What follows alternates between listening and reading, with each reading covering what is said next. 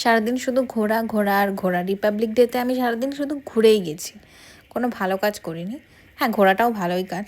তো বেশি না বকে চলো আজকে মিনি ব্লগটা স্টার্ট করি।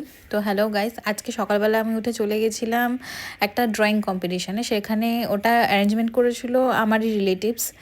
তো সেখানে গেছিলাম। এই দেখো এখানে কত গিফটস আছে।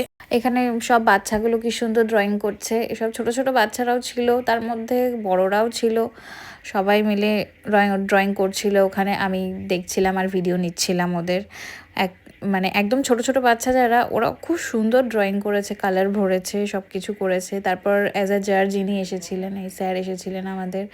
তারপর টাইম আপ হয়ে যাওয়ার পর আমরা সব খাতাগুলো কালেক্ট করে নিচ্ছিলাম, মানে পেজগুলো কালেক্ট করে নিচ্ছিলাম। তারপর ওদের টিফিন ডিস্ট্রিবিউট করা হলো।